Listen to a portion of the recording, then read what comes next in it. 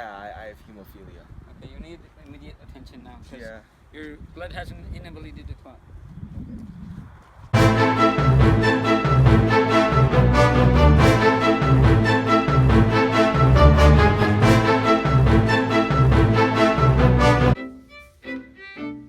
The disease hemophilia comes from the Greek word hemo, meaning blood, and philia, meaning tendency toward.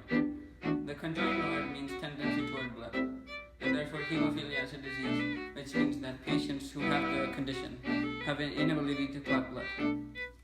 Imagine a condition in which when you start bleeding, you never stop without any medical attention.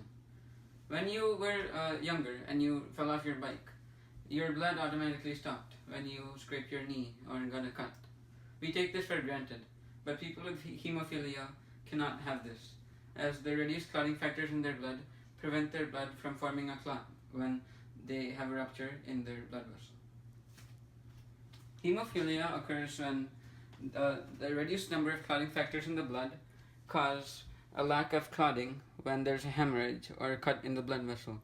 So in a normal blood vessel, there would be clotting, as the clotting factors would block the opening. While in hemophilia, the deficiency of these clotting factors, different types in different types of hemophilia, have the lack of this. So bleeding continues. Hemophilia type A and B occurs in the X chromosome. Males get one X and one Y chromosome. The X is from their mother while the Y is from their father. Meanwhile, females get two X chromosomes, both one from their mother and one from their father. So as hemophilia type A and B are on the X chromosome, hemophilia A is right here as indicated by this arrow, and hemophilia B is on this band as indicated by this arrow. If a person receives an X chromosome with this recessive trait, if they are a female, they have a higher chance of not getting this disease, as chances are that the other X chromosome from the other parent does not carry this disease, as this condition is fairly rare. For males, they only get one X chromosome. So if their mother has this condition, and they are guaranteed to get this condition, as they have no other chromosome to cancel this out. So type A and B occurs in this manner. Type A and B hemophilia are very similar, but type A, you have a deficiency of factor 8, while in type B, you have a deficiency in factor 9. Factor 8 is made in the liver and lung capillaries, while factor 9 is made just in the liver. The symptoms, though, are very similar. Mild symptoms usually don't appear until surgery or intense physical trauma. You might not even know you have mild hemophilia until you have reached adulthood. Moderate symptoms include bleeding episodes after injury, as well as spontaneous bleeding episodes. Severe hemophilia, you have frequent bleeding episodes, especially after injury. Bleeding can also occur in the joints and muscles. And each of these levels depends on the amount of clotting factors you have. For example, severe is less than 1% of the required clotting factors, while moderate is about 1 to 25% of the clotting factors, while mild is 49 to 25% of the clotting factors, the percent being the number of clotting factors required to stop a clot. As you can see, the normal amount of clotting factors is 50 to 150%, meaning that you have half to 1.5 the number of platelets you need to stop a clot. And another fun fact about type B is that it's also called Christmas disease, or plasma thromboplastin antecedent. And while type A is called the classic hemophilia. So this is a diagram of how hemophilia type A or B can be passed down from the parents. If the mother is the carrier or has one recessive, has one X chromosome of the hemophilia, then there would be one son. If they had 4 children, hypothetically, 2 sons and 2 daughters, the one son and one daughter would not be affected, while the daughter would be a carrier, while the son, because he gets the affected X chromosome without a dominant X to cancel it out, would be affected with hemophilia. Meanwhile, if the father was affected with hemophilia, the one son and both sons would not get hemophilia, while one daughter would be the carrier, as they get one affected X chromosome, while they get a dominant X from their mother, meaning they wouldn't be affected. And the other daughter would encounter the same scenario. For hemophilia type C, unlike the other types A and B, type C is not passed down through the X chromosome. And instead, it's passed down through chromosome number 4, which is not a sex chromosome.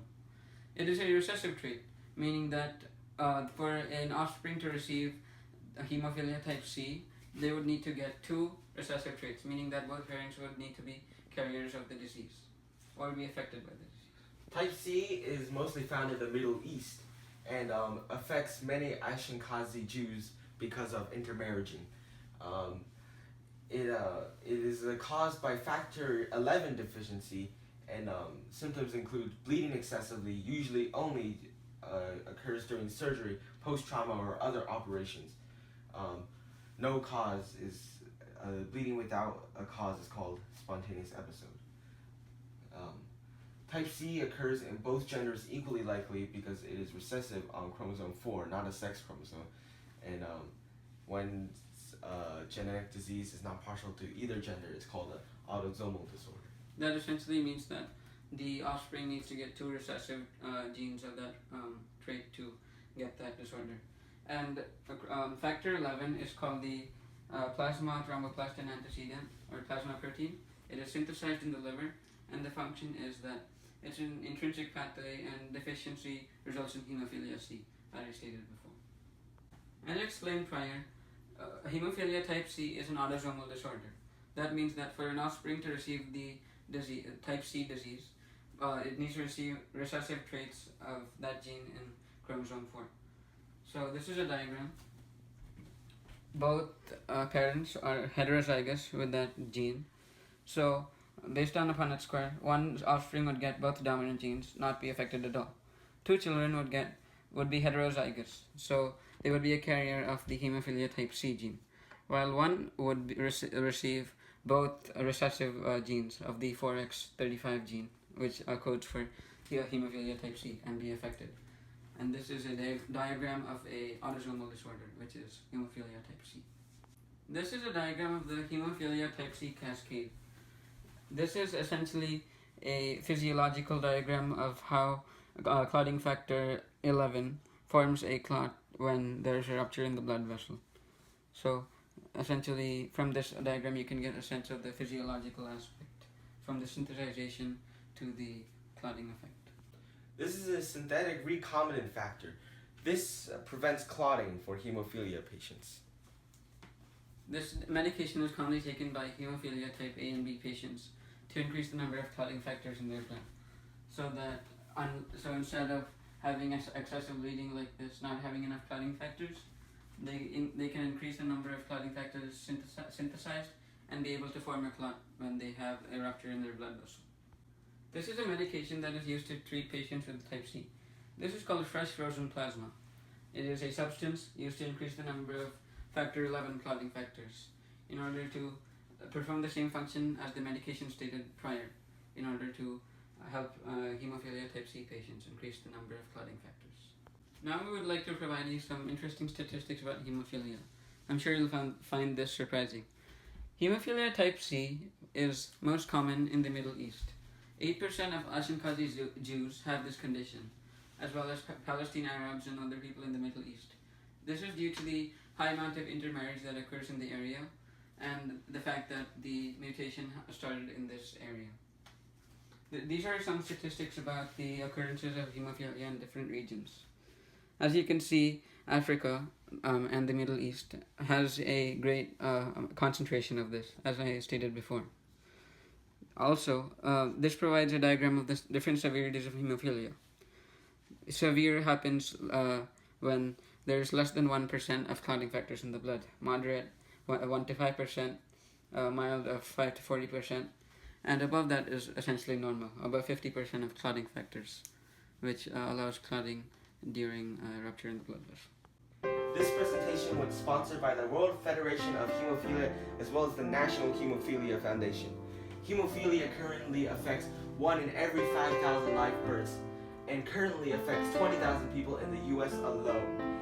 You should donate to hemophilia because hemophilia is sometimes even a life-threatening disease that causes severe bleeding and bruising. In short, we all take the fact that our blood clots for granted. We need to fund hemophilia research and development, as well as people who can afford medication for their condition, in order for everyone to live well-led lives without the fear of losing blood or succumbing to this severe medical condition.